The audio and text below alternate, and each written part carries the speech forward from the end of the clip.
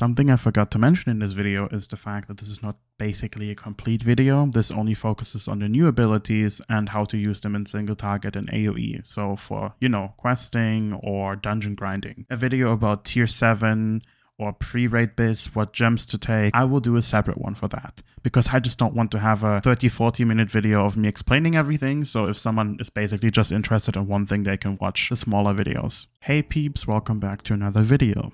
I know we already talked about how to play Elemental Shaman in pre-patch, but I wanted to make another video on how to play Elemental Shaman, well, in tier 7 and raids or dungeons. First up, most importantly, our new abilities, which are the main ones is Thunderstorm, Lava Burst, Fire Nova, and Wind Shear. Thunderstorm is a big AoE ability which you can also cast while being stunned. It gives you back 8% of your base mana.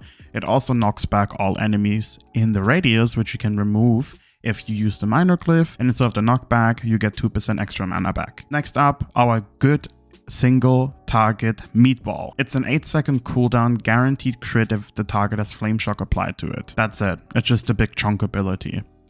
Next up, Fire Nova, big AoE ability. Instead of putting down a Fire Nova totem, now the Fire Nova is an on-use ability which spreads from all of your fire totems, basically being able to put down Magma Totem and then spam Fire Nova for big AoE. Our new interrupt is called Wind Shear. It interrupts the target spell cast, has a 6-second cooldown, is off GCD, and also reduces threat on the target that you're fighting or using it on. Next up, how do we even play? So with our new abilities, obviously the rotation won't be only Lightning Bolt and Chain Lightning anymore.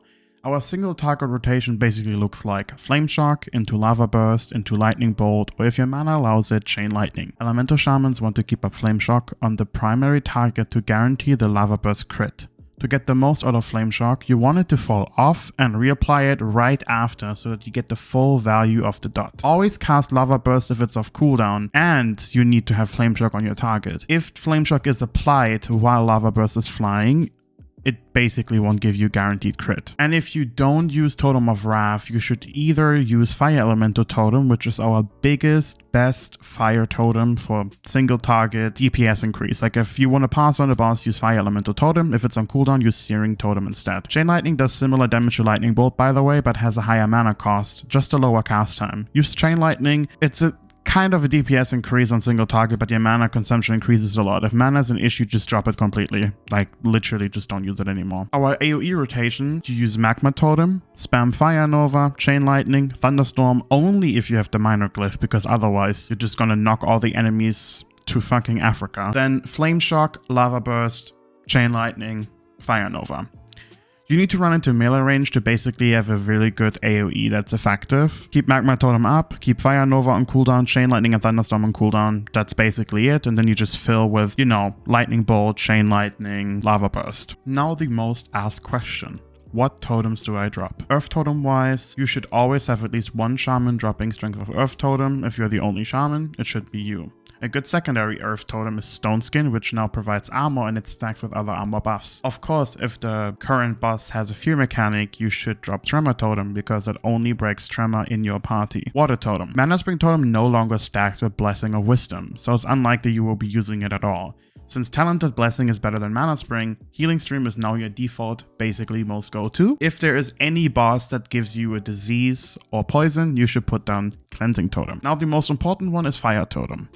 Totem of Wrath now gives spell power instead of giving crit to everyone and hit to everyone. It still gives a crit debuff, but it doesn't stack with others. Once a Demonology Warlock has 2800 spell power, the Demonic Pack will be stronger than your Totem of Wrath. At this point, you should drop a different Fire Totem. You should still cast Totem of Wrath before each boss fight to increase the Warlock's spell power until they proc their first Demonic Pack before dropping another Fire Totem. That makes their Demonic Pack 28 spell power stronger for the first 40 seconds of the fight. Once this occurred, you should be free to drop any totem. Basically, the best Fire Totem is Fire Elemental. You should always drop that on boss fights if you want to pass, and if it's on cooldown, use the Searing Totem. Now the Air Totem. Wrath of Air is now a raid wife spell haste buff, which is shaman unique. This should be down in your raid whenever possible. Wind Fury Totem is a raid buff haste buff, but doesn't stack with Icy Talon, so this will be situational. Grounding Totem is also a very situational drop, so if you need to block a spell, a certain one, you should definitely put it down to just help out the raid. Now another very important question.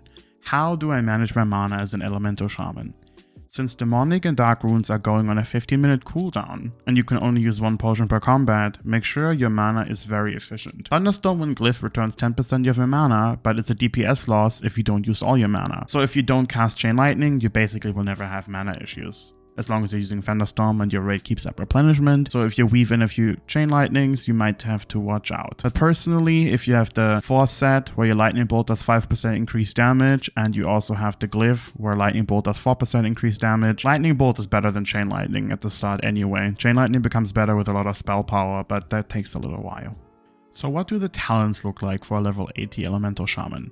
Basically, they don't even look that different compared to the pre-patch ones. You just add a few talents here and there. You don't really change much. Basically, Unrelenting Storm, you just take 3 out of 3, and you also put 3 points in Lava Flows. Basically, this is a PvP PvE talent. It increases your critical strike damage bonus of your Lava Burst by an additional 24%. And if your Flame Shock is dispelled, your spell casting speed increases, which basically never happens outside of PvP. But that's all that you do in the Elemental Shaman tree. In the Enhancement Shaman tree, you also take Elemental Weapons, which increases your spell damage on your flame weapon by 30%, and you also take Shamanistic Focus, which basically just reduces the mana cost of your shock spells by 45%. Very useful because you will have to keep up Flame Shock 100% of the time, which obviously takes a lot of mana, and this will reduce the mana cost by quite a lot.